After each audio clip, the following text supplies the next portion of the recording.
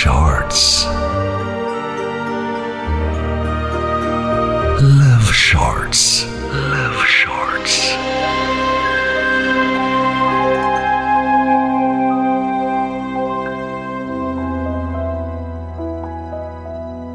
আজকের লাভ শর্টসে সৌমিকের লেখা গল্প অপ্রকাশিত সমীকরণ।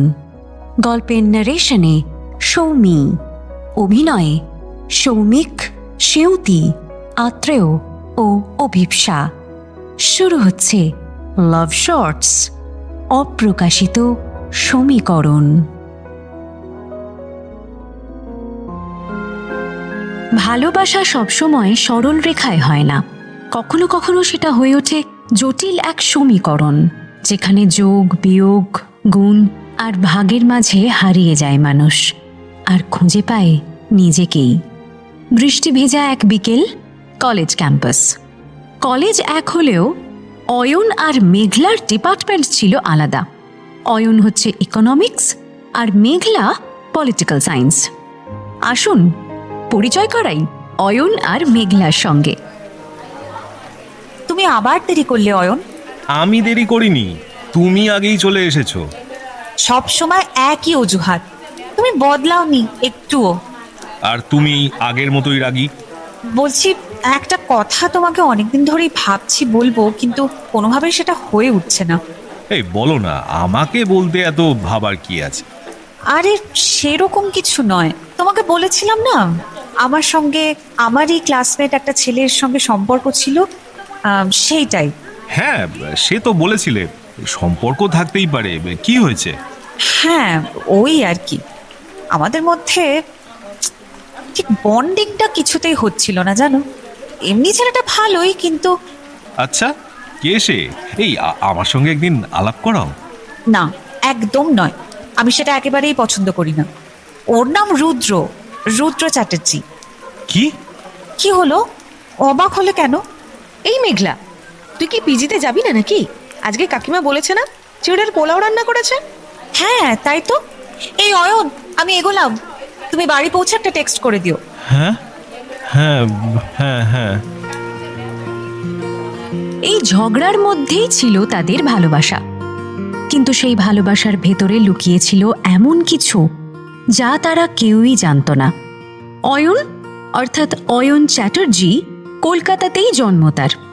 মেঘলা মানে মেঘলা ঘোষ দস্তিদার উত্তরবঙ্গ থেকে কলকাতায় পড়তে আসে, এবং একই সঙ্গে আসে তৃষা অর্থাৎ তৃষা ঘোষ। তৃষা আর মেঘলার বন্ধুত্বটা সেই ছোটবেলা থেকে। প্রথমে স্কুলের বেঞ্চ শেয়ার করত, এখন কলেজের। তারা একই পিজিতে থাকে। সপ্তাহখানেক পর একদিন কলেজ থেকে ফিরে একসঙ্গে কফি খেতে খেতে গল্প করছে। মেঘলা, তুই কি কিছু জানিস? অয়ন কি কিছু লুকাচ্ছে? মানে কি বলছিস তুই? আমি কাল ওকে রুদ্রর সাথে দেখেছি, খুব সিরিয়াস কথা হচ্ছিল। রুদ্রর সাথে কথা বলছিল? দাঁড়া, আমি একটা অয়নকে ফোন করি। দেখ, আমার মনে হয় ফোনের থেকে সামনাসামনি কথা বললে বেটার। আচ্ছা, আজ রাতের ঘুমটা গেল আর কি। চিন্তা করিস না, আমি আছি তো। সত্যি সত্যি রাত্রিবেলা মেঘলা দু চোখের পাতা আর এক করতে পারেনি। রুদ্র মেঘলার অতীত, যে একদিন তাকে ভালোবেসেছিল আর হঠাৎ করেই হারিয়ে গিয়েছিল। রুদ্র মানে রুদ্র চ্যাটার্জির কথা বলছি। রুদ্র আর মেঘলা ক্লাসমেট, সে অনেক দিনের কথা। একদিন হঠাৎ ক্যান্টিনে দুজনের আলাপ হয়। মেঘলা ক্যান্টিনে যাচ্ছিল সেদিন। দূর থেকে একজনের গান শুনে থমকে দাঁড়ায়। ক্যান্টিনে উঁকি মেরে সেই প্রথম রুদ্রকে দেখে। তারপর একদিন কলেজের সামনের জেরক্সের দোকানে দেখা।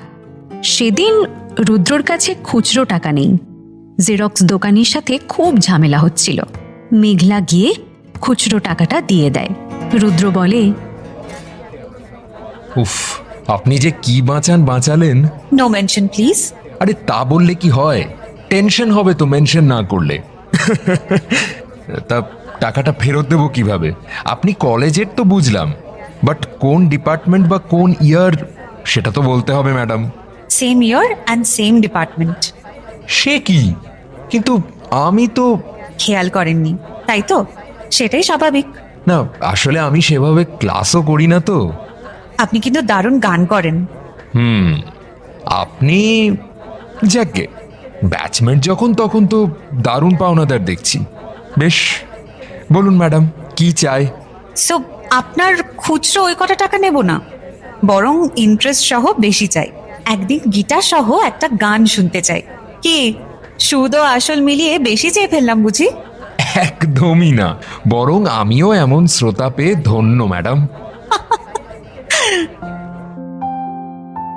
সেই শুরু। কিন্তু ওদের আলাপ থেকে প্রেম হতে দিন দশেকের বেশি সময় নেয়নি, তাই ভাঙতেও বেশি সময় লাগেনি। মাত্র 6 মাস হতে না হতেই প্রচণ্ড অশান্তি, ভুল বোঝাবুঝি অ্যান্ড ব্রেকআপ। সমস্যাটা সেটা নয়, গলদটা একটু গোলমেলে। আসুন এবার একটু কান পাতি অয়নের ড্রয়িং রুমে, তাহলে একটু আন্দাজ করতে পারবেন। দাদা, তুমি এখনো ওকে সত্যিটা বলনি? না রে ভাই, বিশ্বাস কর, মানে বললে না সবটা ভেঙে যাবে। মেঘলা একদম বুঝতে পারবে না রে। আর এটাতে তো আমাদেরও কোনো দোষ নেই। না তুই কোনোদিন আমার সঙ্গে শেয়ার করেছিস তোর সঙ্গে কার সম্পর্ক ছিল, না আমি তোর সঙ্গে কোনোদিন শেয়ার করেছি। আমার সঙ্গে মেঘলার যখন সম্পর্ক ছিল সেই সময় আমাদের বন্ডিংটা ঠিক হচ্ছিল না, তাই খুব অল্প সময়ের মধ্যেই আমাদের ব্রেকআপ হয়ে যায়। আর আমিও কখনো চাইনি যে এটা নিয়ে বিশেষ আলোচনা হোক, সেজন্য কলেজেরও খুব একটা কেউ জানে না। না সে তো হতেই পারে, কিন্তু আমি তো বুঝতে পারিনি এরকমটা। যাই হোক, কালকে দেখি কলেজে গিয়ে। কেন, মেঘলা তোমাকে প্রথম থেকে কিছু বলেনি? বলেছিল কলেজের একজনের সঙ্গে সম্পর্ক ছিল, কিন্তু এর বেশি কিছু বলেওনি, আর আমিও ঘাটাইনি। সিচুয়েশনটা খানিকটা এরকম যে অয়ন যখন থেকে রুদ্রর কথা জেনেছে, মানে এই মেরে কেটে 1 সপ্তাহ হবে, তখন থেকে অয়ন চেষ্টা করছে মেঘলাকে সবটা বলার, কিন্তু বুঝেই উঠতে পারছে না ঠিক কিভাবে শুরু করবে বা কি বলা উচিত। কিন্তু মেঘলা কালকে রাত্রে শুধুমাত্র এটুকু জেনেছে যে অয়ন রুদ্রর সঙ্গে কথা বলছে, কিন্তু কেন? অতএব পরের দিন কলেজ ক্যাম্পাসে। অয়ন, কালকে তুমি রুদ্রর সঙ্গে কথা বলছিলে? হ্যাঁ বলছিলাম। তুমি কি জানো না যে রুদ্র আমার সঙ্গে কি করেছে? হ্যাঁ তুমি তো বললে গত সপ্তাহে, কিন্তু কিন্তু কি? আসলে আসলে তারপর থেকেই আমার খুব খারাপ লাগছে যে আমি মানে গত 1 সপ্তাহ ধরে চেয়েও তোমায় কথাটা বলতে পারিনি যে রুদ্র রুদ্র না আমার আপন ভাই। হোয়াট? তুমি আমার সঙ্গে ইয়ার্কি মারছো? না, কিন্তু যদি এটা সত্যিই আর কি হতো তাহলে হয়তো আমি সব থেকে বেশি খুশি হতাম। ভালোবাসা মানে কি সব লুকোনো? লুকিয়ে গেলাম কোথায় মেঘলা? তুমি তো গত সপ্তাহেই আমাকে বললে, আর রুদ্র আমাকে কোনোদিন তার লাইফের কথা শেয়ার করেনি, আমিও করিনি। আমিও ফার্স্ট ইয়ারে তোমাদের দুজনকে কোনোদিন একসঙ্গে দেখিও নি। আমরা কেউ কারোর পার্সোনাল লাইফে কখনো ইন্টারফেয়ারও করি না। হ্যাঁ, কারণ আমার মনে হয়নি যে তোমার সঙ্গে আমি যেটুকু সময় কাটাই সেখানে আমার এক্সের কথা বলে টাইম ওয়েস্ট করব। সেটা ঠিক আছে, কিন্তু আমি তো এর কিছুই জানতাম না। আচ্ছা তুমি বলো তো, আমি কি তোমাকে ভালোবাসি না? মানে আমার দোষটা কোথায়? ছেলেদের আবার কবে দোষ হয়? যাই হোক, আমি আসি। মেঘলা, একটু বোঝার চেষ্টা করো। তুমি বলার পরেই আমি রুদ্রর সঙ্গে কথা বলেছি, তখন ও সবটা আমাকে বলেছে, কিন্তু আমরা তো কেউই কিছু জানতাম না। তাহলে কি করব বলো? আমার দোষটা কোথায়? না, আমারই আগে বলা উচিত ছিল।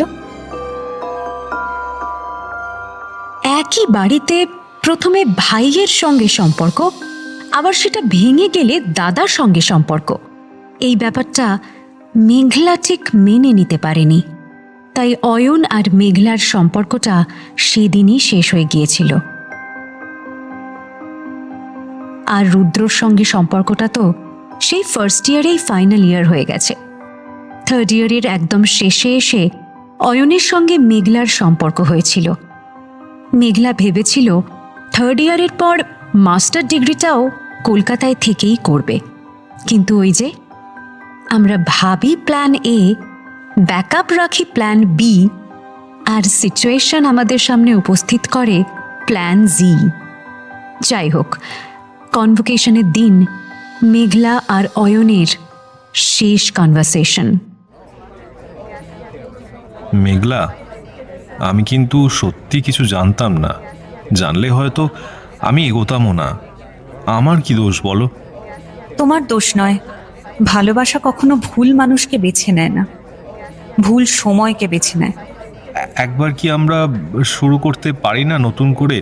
আচ্ছা, আমরা যদি অন্য শহরে গিয়ে একসঙ্গে জীবন শুরু করি? তুমি আবেগে ভাসছো অয়ন, আমি এটা কোনো দিন মানতে পারবো না।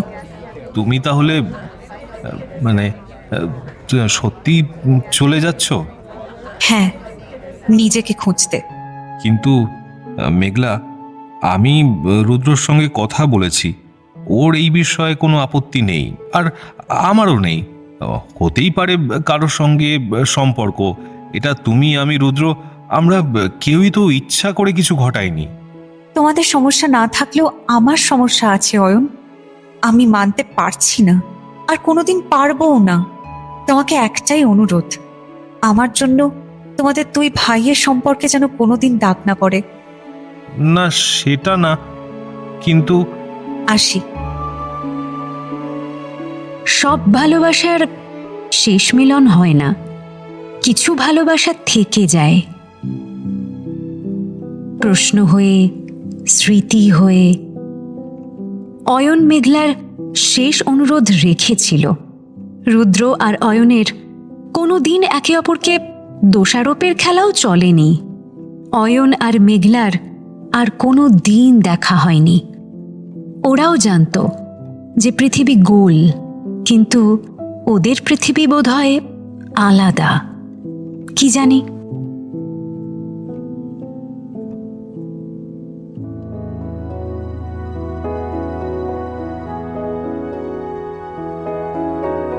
লাভ শর্টসে আজ শুনলে সৌমিকের লেখা গল্প অপ্রকাশিত সমীকরণ।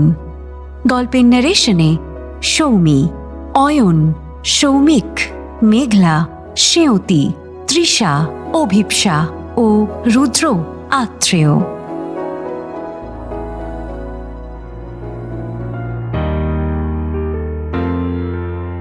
Love Shorts. Love Shorts.